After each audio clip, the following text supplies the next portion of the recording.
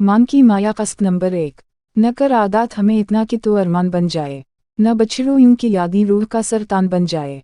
यादी तो वाकई अब सरतान बन चुकी थी, जो इसको दीमक की तरह अंदर ही अंदर चाट रही थी। कोई पल कोई लम्हा ऐसा न था कि वो माजी में न खो जाती। माया, यार अब चलो भी।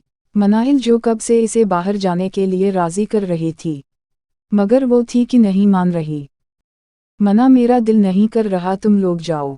एवी, नहीं जाना, तुझसे पूछ कौन रहा है। आखिर इसे बाजों से पकड़कर ड्रेसिंग रूम में धुकीला। जस्ट 10 मिनट में तैयार होके आना। यार, यार मना। इसके बोलने से पहले ही मनाहिल ने इसे अंदर कर दिया और खुद नीचे आ गई। इसे अकेले आते देख के रोमा ने मुंह बगाड़ के कहा, चलो अब तो हम भी जाने से रहे। क्या वाह, मायूं नहीं मानी क्या? आशु ने पूछा। आ रही है, तुम सबको क्या वाह? मनाहिल ने एक नज़र सबके लटके हुए चेहरों पर डाल के कहा, वो हमें लगा के हम भी शायद जाने से रहे। रोमा ने उठते हुए कहा, अब सब जल्दी से आ जाओ, मैं बाहर वेट कर रहा। अरमान ने केस उठाते हुए सबको वार्निंग दी। अरमान बेटा, अटठो, यूनी नहीं जाना क्या? मुमा जानो, बस थोड़ी देर और सोने दी प्लीज। ये करके मुंह तकिए में छपाया और करवट ले। मान बेटा, जल्दी नीचे आना। ओके माँ जानो, बस 10 मिनट और। तो भी ना खबी तो टाइम के पाबंद भी हवा करो। लेकिन वो नींद में जा चुका था, ऐसे ही तो थी उसकी नींद। एक सेकंड नींद की वादियों में जाना। सेरत बेगम ने मुस्करा कर एक नज़र अपने खुबरो बेटे को देखा और रूम से बाहर निकली। हारुस शाह ने इसे आते देखा। बेगम साहबा, मेरे ख्याल में आपको अपने मिजाजी खुदा का भी ख्याल रखना चाहिए। सेरत ने इसे घूरी दिखाई। ऐसे क्या घूर रही ही मेरे पापा को? अरमान ने आते हुए कहा। चुप करके बैठो, मैं नाश्ता ला रही हूँ। हर वक्त दोनों बाप बेटा बस मुझे तंग करते। सेरत ने किचन के अंदर जाते हुए कहा, जबकि पीछे से अरमान ने आवाज़ दी, मामा जानो, आपको नहीं करेंगे तंग तो क्या पापा पड़ोसन को तंग करेंगे? अरमान सधर जाओ, सेरत ने नाश्ता लगाते हुए कहा। हा हा हा हा हा हा, वैसे बात तो ठीक ही की मेरे बेटे ने, हार्स ने कहा लगाते हुए कहा। हम ये बातें तो तेरे दिल पर कुछ ज्यादा ही अच्छी लगती।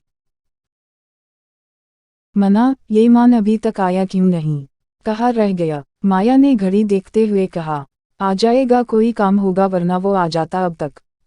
काम का कुछ लगता। माया ने फंसे से पास पड़ा मैगजीन उठाया। हेलो लेडीज, मान ने अंदर आते हुए कहा। लेडीज, किसे कहा हूँ? मना ने तकरीबा चीखते हुए कहा, जबकि माया ने घूर के एक नज़र देखा और रुख फिर लिया। यहीं तुम दोनों के अलावा कोई और तो है ही नहीं, सो इसका मतलब ये हवा कि तुम दोनों। अरमान ने सोफे पर बैठते मासूमियत से जवाब दिया। लेडी होगी तेरी मिसेस में नहीं। मना ने कुशन मारते हुए जवाब दिया, जो मान ने बरवक्त थाम लिया। मेरी मिसेस तो अभी बची है। मान ने मना को आंख दुबाते माया के सुर्ख पड़ते चेहरे पर नजर डाली, जबकि माया ने फंसे से उठते हुए मान को मैगजीन दे मारा और तन फन करती रूम से बाहर निकलने लगी, जबकि मान भी इसके पीछे लपका। मुमा जानो, इर्तज़ा ने इसके सामने अपना रिपोर्ट कार्ड रखते हुए बाजू से हिलाया।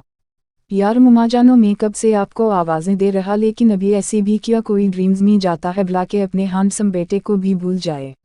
इर्तज़ा ने मुस्कीन शक्ल बना के कहा, जबकि उसने मुस्करा कर अपने उस कॉपीकाट बेटे को देखा। वही शक्ल व सूरत, वही लब व लहजा, वही अंदाज गुफ्तगू। उसने में अपने दुश्मन जंग को मुखातब किया, आप पास न हो के भी पास हो। इर्तज़ा की सूरत में सफ़ेद फूल कबर पर रखकर फातहा ख्वानी की और इर्तज़ा का हाथ पकड़ के चुपचाप वापस मुड़ी। वो अल्लाह के राज़ा में राज़ी थी, मायूस नहीं थी वो। बचपन से ही वो ऐसी थी, किसी से शिकवा या शिकायत न करने वाली। दादी की बातें दिमाग में गूंजी। अल्लाह अपने अच्छे बंदों को ही आजमाता है, अगर कुछ छीन भी ले तो इसके बदले उससे बेहतर देगा बचे। माया, मायूं सनो तो प्लीज यार। सनो भी हर वक्त की नाराज़गी भी अच्छी नहीं होती। मैं सॉरी तो कर रहा हूँ कि गलती होगी, आइंदा नहीं होगी। मान भी जाओ। न देखो मान, तुम ना हर बार यही कहते हो मगर फिर भूल जाते हो, किस्म खाई है तुमने मेरा कोई भी काम टाइम पर न करने की। माया ने मुंह दूसरी तरफ फिर के कहा।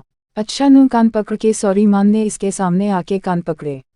ओके ओके, अब प्लीज इमोशनल न हो और मुझ नाचीज को बस लास्ट चांस दो, अगर आइंदा ऐसा हुआ तो सजा चाहो देना अमम।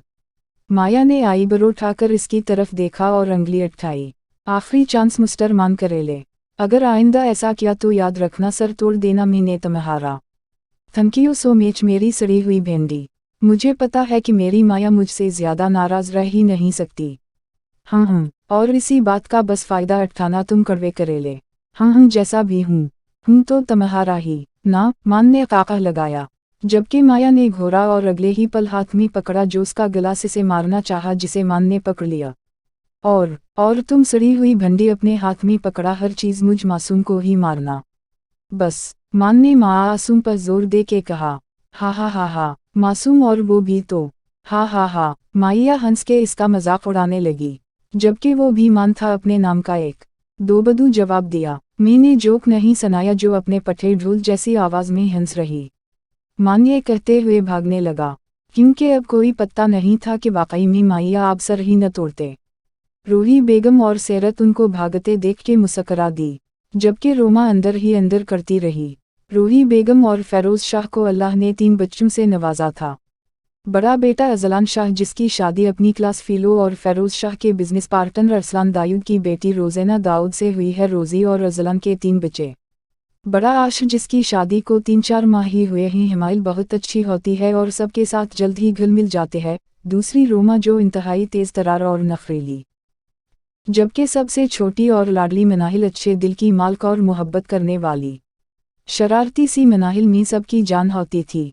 अजलान शाह के सेरत शाह, जिसकी शादी अपने मामूजाद हार्स शाह से हुई है। हार्स और सेरत को अल्लाह ने औलाद की नमत ही अता की। अरमान अली शाह में इनकी जान बसी है, उनका कल कायनात ही अरमान अल शाह है। खुबरो अरमान शाह हंसमुख और शरारती, सबका ख्याल रखने वाला। सबसे छोटा अवैस शाह, जिसमें फेरोज की जान होती है। तालीम मुकम्मल करने के बाद अवैस शाह आर्मी ज्वाइन करता है और यूं अवैस की शादी ब्रिगेडियर इफ्तिखार अहमद की बेटी इलेज़े अहमद होती है। मगर इलेज़े अस्माविया की पैदाइश के वक्त उस दुनिया से चली जाती है और महज 5 बरस की उम्र में अस्माविया शाह बाप की शफ़क़त से भी महरूम हो जाते हैं। अवैस शाह एक ऑपरेशन में शहीद हो जाता है और यूं अस्माविया शाह फेरोज शाह और रूही बेगम की दस्त शफ़क़त में परवान चढ़ती है। बचपन में ही रूही बेगम अरमान और अस्माविया का निकाह करवाती है। क्या मुसीबत है, अब किसकी कॉल आ रही है? अरमान ने झंझलाते हुए सेल फोन उठाया, मगर नंबर पर नज़र पड़ते ही सारी झंझलाहट हवा हो गई। मुस्करा कर इस पर कलेक्ट किया। ओए लड़के, जब तक हम कॉल न करें तो गलती से भी न करना। मेहरान ने कॉल रेसो होते ही इसे लिताड़ा। यार, याद उनको किया जाता है जो भूल जाए, और यारों को भूलने वाला अरमान अल शाह हो ही नहीं सकता। हाँ, कुछ ज्यादा ही। जब तक हम उता पता न करें तो करने वाला नहीं। जब से आर्मी ज्वाइन की है बेवफा हो गए हो। हाय अल्लाह, कैसा ज़माना आ गया। यार न रहा। मेहरान के पास बैठे अरस ने भी दहाई। हा, अब ऐसी भी कोई बात नहीं। मान हंसते हुए जवाब दिया। बता, सब कैसा चल रहा है? सब तो ठीक ही चल रहा है। तुझ कमीने नकम्मे को उसलिए फ़ोन किया कि अरस की शादी की तारीख फिक्स हो गई। कैसे दोस्त हो तुम दोनों? शादी की डेट फिक्स और मुझे अब बता रहे? मान ने सिरदाआ भरी। अबे बस कर, ज्यादा आही न भर। तूने कौन सा पूछा है जब से गए हो? अरस ने जिंजिया लहजे में कहा। ओए कमीनू, ट्रंक में बिजी था, फारूक नहीं था तुम दोनों की तरह। मान मुंह बगाड़ते हुए कहा। बेटा, हम तेरे बगैर शादी कर ही नहीं सकते, अब ज्यादा एक टेंग न कर, अरस ने कहा। करके तो देखा, फिर देखना। मान ने धमकी आमीज अंदाज में जवाब दिया, जबकि आगे से मेहरान ने ये कहकर कॉल काट दी। अबे गधे, एक वीक पहले आना। वो बाय बाय। जबकि मान बंद होते मोबाइल को देखा और मुस्कुरा कर कर्नल नोमान के ऑफिस की तरफ चल दिया। अब जैसे भी करके इसे छुट्टी लेनी थी। इर्तज़ा मुमा की जान, अब अटठो भी देर हवज जाएगी। मुमा जानो, मुझे नहीं जाना आज स्कूल। उसने करवट बदलते हुए कहा।